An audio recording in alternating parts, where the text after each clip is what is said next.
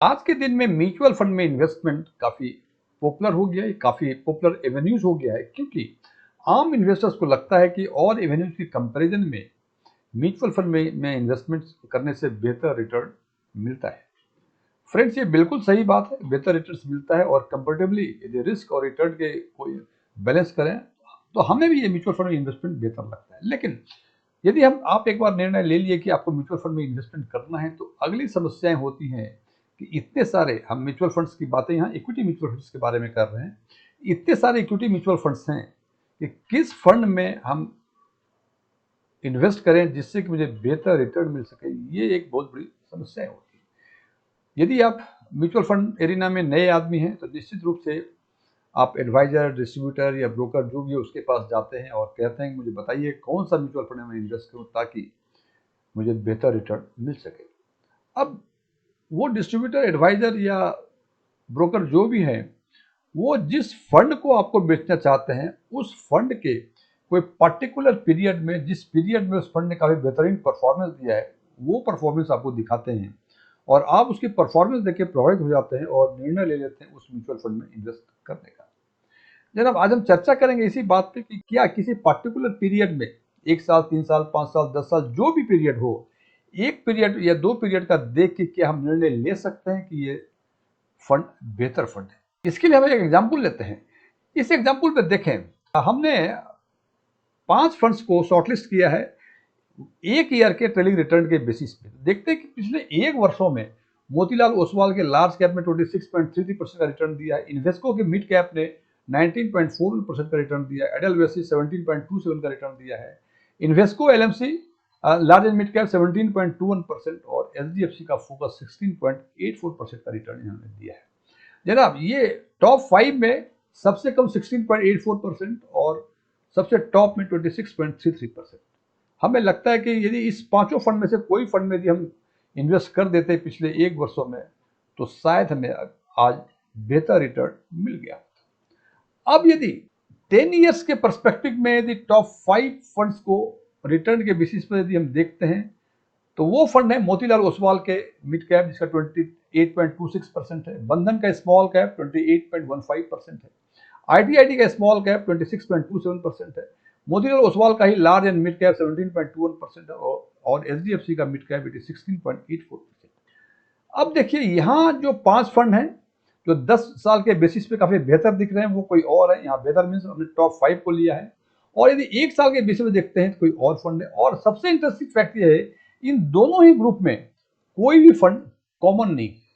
अब ये दोनों ही यदि आपको परफॉर्मेंस दिखाए कोई आदमी और आपसे पूछे कि आप कौन फंड को सिलेक्ट करना है तो जनाब आपके मन में काफी दुविधाएं हो जाएंगी। आज हम चर्चा करेंगे इसी बात पे कि आखिर इस दुविधा को समाप्त कैसे किया जाए और फंड को कैसे सिलेक्ट किया जाए। मैं डीएम झा, आप देख रहे हैं स्टोन टैक्सपिंग चैनल।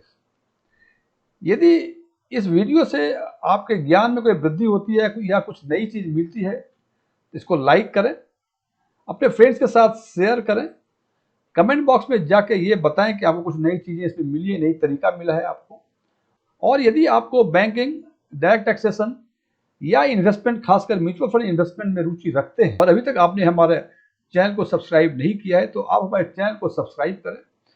सब्सक्रिप्शन बटन के बगल में बेल आइकॉन है, उसको हिट करें ताकि हमारे सभी नए वीडियो की नोटिफिकेशन आपको लगातार मिलती रहे। और सब्सक्रिप्शन बॉक्स में जाकर न्यू सब्सक्राइबर लिखें ताकि हमें ये मालूम हो सके कि आप हमारे नए सब्सक्राइबर हैं। अब फिर वही सवाल आता है कि आखिर हम फंड को शॉर्टलिस्ट कैसे करें, क्योंकि इन दोनों ही ग्रुप में कोई भी फंड कॉमन नहीं जो कह सकते हैं कि इसमें हम इन्वेस्ट कर सकते हैं। तो फ्रेंड्स, सामान्य अवस्था में म्यूचुअल फंड में इन्वेस्टमेंट जो वैल्यूएशन करते हैं वो हिस्टोरिकल परफॉर्मेंस के बेसिस पे करते हैं और ये बेसिस कई तरह के हो सकते हैं। आज हम चर्चा करेंगे कि सीएजीआर के बेसिस पे हम फंड को कैसे शॉर्टलिस्ट करें। जैसा कि जानते हैं कि म्यूचुअल फंड्स ये डिफरेंट सेगमेंट्स के हैं। जैसे आपने यहाँ देखा, ये लार्ज कैप सेगमेंट का है, ये मिड कैप, ये दोनों मिड कैप सेगमेंट के हैं, ये large and mid cap segment का है, ये फोकस्ड का है, ये स्मॉल कैप का है, ये लार्ज एंड मिड कैप का है। डिफरेंट सेगमेंट्स है और मुख्य रूप से small cap, mid cap, large cap, focused, ये लार्ज एंड मिड कैप, ये एलएसएस, कई तरह के सेगमेंट्स हैं और हर सेगमेंट्स का बेंचमार्क होता है।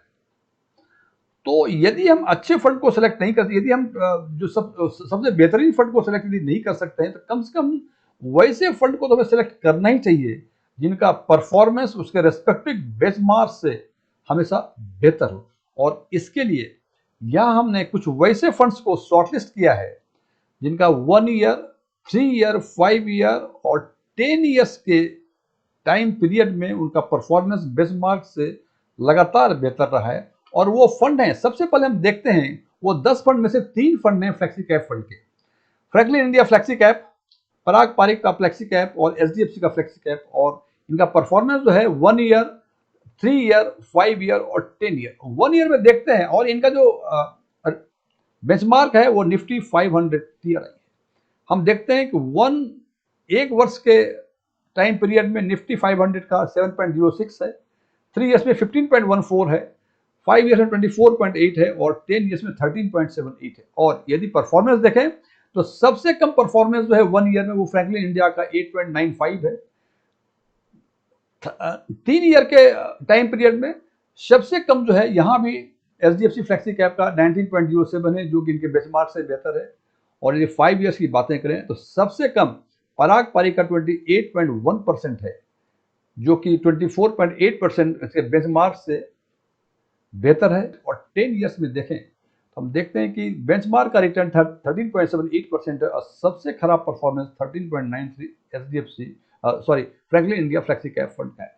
तो इन तीनों फंड में देखते हैं कि खराब परफॉर्मेंस हो, अच्छा परफॉर्मेंस हो, लेकिन जो सबसे लोएस्ट परफॉर्मेंस है रेस्पेक्टिव टाइम पीरियड में वो उनके बेंचमार्क से बेहतर है। हालांकि ये 3 फंड जो फ्लेक्सी कैप के हैं, आप कह सकते हैं कि कोई और हो सकता है, सेकंड कोई और हो सकता है, थर्ड कोई और हो सकता है, ये हो सकता है कि आप रैंकिंग सी अलग अलग करें, लेकिन ये बात तो तय है कि इन तीनों फंड ने 1 ईयर, 3 ईयर, 5 ईयर और 10 ईयर्स के टाइम पीरियड में अपने बेंचमार्क यानी निफ्टी 500 टीआरआई को आउट परफॉर्म किया। अब यदि एक दूसरे सेगमेंट की बातें करें, वो सेगमेंट है कंट्रा फंड। कंट्रा फंड में देखते हैं इनका बेंचमार्क निफ्टी 50 टीआरआई है और इसमें केवल एक ही फंड है जिन्होंने 1 ईयर, 3 ईयर, 5 ईयर और 10 ईयर्स के टाइम पीरियड में बेंचमार्क को आउट परफॉर्म किया है। यदि 1 ईयर की बातें करें तो बेंचमार्क का रिटर्न यानी निफ्टी 50 टीआरआई का रिटर्न 9.82% है, जबकि इन्वेस्को का 12.5%, 3 ईयर्स में 13.49 के अगेंस्ट में 20.16%, 22.39 5 ईयर्स के टाइम पीरियड में उसके अगेंस्ट 25.72% और 10 ईयर्स के टाइम पीरियड में 12.74% के अगेंस्ट 15.69%। तो ये 4 फंड तो ऐसे हो गए, 3 फंड फ्लेक्सी कैप के, 1 फंड कंट्रा के, जिन्होंने अपने रेस्पेक्टिव बेंचमार्क को 1 ईयर, 3 ईयर, 5 ईयर्स और 10 ईयर्स के टाइम पीरियड में अपने बेंचमार्क को आउट परफॉर्म किया। अब बात करते हैं तीसरे सेगमेंट की, वो है फोकस्ड फंड। फोकस्ड फंड का भी जो बेंचमार्क है वो निफ्टी 50 टीआरआई है। हालांकि ये दोनों के बेंचमार्क एक ही हैं, लेकिन चूंकि इनकी जो पोर्टफोलियो कंस्टिट्यूशन है फोकस्ड का और कंट्रा का वो अलग अलग है, इसलिए इसको डिफरेंट सेगमेंट में रखा गया है। यहां देखते हैं कि 2 फंड हैं जिन्होंने अपने 1 ईयर, 3 ईयर, 5 ईयर और 10 ईयर्स के बेंचमार्क को आउट परफॉर्म किया है। वो एचडीएफसी का फोकस्ड 30 फंड और आईसीआईसी का प्रू फोकस्ड इक्विटी फंड। यहां देखें 9.82% बेंचमार्क का, उसके अगेंस्ट 15.58 एंड 14.45%। 3 ईयर्स में 13.49 के परसेंट जो लोएस्ट है 22.12%, 5 ईयर्स में 22.39% के अगेंस्ट जो लोएस्ट है 28.22% और 10 ईयर्स के बेंचमार्क का रिटर्न 12.74% के अगेंस्ट जो मिनिमम है वो 14.34% आईसीआईसी प्रूफ फोकस्ड इक्विटी का है। और इस हिसाब से देखते हैं कि ये दोनों ही फंड जो हैं अपने बेंचमार्क को 1 ईयर, 3 ईयर, 5 ईयर, 10 ईयर्स के टाइम पीरियड में आउट परफॉर्म कर रहा है। अब बात करते हैं चौथे सेगमेंट की। चौथा सेगमेंट है ELS segment, tax saving fund. इसमें इनका बेंचमार्क निफ्टी 200 टीआरआई 8.18% 1 ईयर में, 3 ईयर में 14.69, 5 ईयर्स में 23.89 और 10 ईयर्स में 13.42। इसके against DSP ELS tax saver fund का देखते हैं परफॉर्मेंस, तो 1 ईयर, 3 ईयर, 5 ईयर और 10 ईयर्स चारों ही टाइम पीरियड में अपने बेंचमार्क को आउट परफॉर्म कर रहे हैं। अब 5वां सेगमेंट है लार्ज कैप, जिसका कि बेंचमार्क निफ्टी 100 टीआरआई है और इसमें केवल एक ही फंड है ICICI Pru blue chip. 1 year 8.24% के अगेंस्ट 8.63%, 3 ईयर्स में 13.42 के अगेंस्ट 18.19%, 5 ईयर्स में 22.43% के अगेंस्ट 24.81% और 10 ईयर्स में 12.92% के अगेंस्ट 13.98%।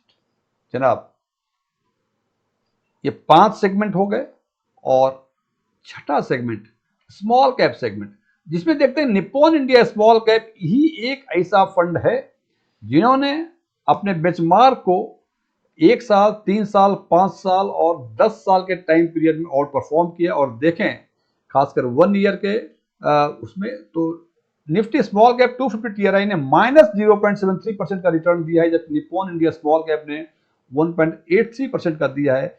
3 इयर्स में ने स्मॉल कैप 250 का 18.47, 5 इयर्स में 35.42 और 10 इयर्स में 15.01, जिसके अगेंस्ट में Nippon India small cap fund ने 20.81% का रिटर्न दिया। तो इस प्रकार से हम देखते हैं कि केवल 6 ही सेगमेंट हैं जिसमें कोई ऐसा फंड है जिन्होंने अपने रेस्पेक्टिव बेंचमार्क को आउट परफॉर्म किया है। अदरवाइज जो इंपॉर्टेंट सेगमेंट में से हम देखें, मिड कैप इसमें नहीं है। मिड कैप का कोई भी फंड ऐसा नहीं है जिन्होंने अपने बेंचमार्क को 1 साल, 3 साल, 5 साल और 10 साल चारों ही टाइम पीरियड में आउट परफॉर्म किया हो।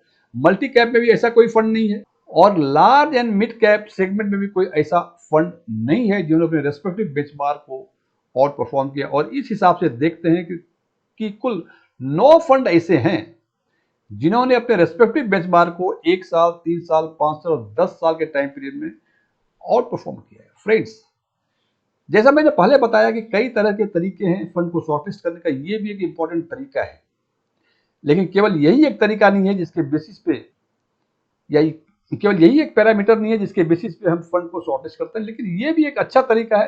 तो फंड को जब शॉर्टलिस्ट करें, हालांकि प्राइमरी स्टेज में जो इन्वेस्टर्स करते हैं वो पर्टिकुलर टाइम पीरियड में परफॉर्मेंस देखते हैं और उसके हिसाब से फंड का सिलेक्शन करते हैं। तो देखें, यदि इसमें देखें कि 1 साल, 3 साल, 5 साल, 10 साल, हालांकि ये सबसे बेहतरीन फंड नहीं है, लेकिन ये 9 के 9 फंड कंसिस्टेंट परफॉर्मर है जिन्होंने हमेशा अपने बेंचमार्क को आउट परफॉर्म किया है। हालांकि जैसे मैं बार बार कहता हूं कि न ही मैं कोई म्यूचुअल फंड एडवाइजर हूं, न ही मैं कोई म्यूचुअल फंड डिस्ट्रीब्यूटर हूं, न ही मैं कोई ब्रोकर हूं, नहीं मेरा ऑनलाइन या ऑफलाइन कोई म्यूचुअल फंड के क्लासेस चलते हैं, ना ही मेरे पास कोई एमएफआई का रजिस्ट्रेशन नंबर है। पब्लिक डोमेन में जो इन्फॉर्मेशन अवेलेबल है उसके बेसिस पे मैं फंड्स का विश्लेषण किया करता हूं और अपने विचार अपने व्यूअर्स तक पहुंचाया करता हूं।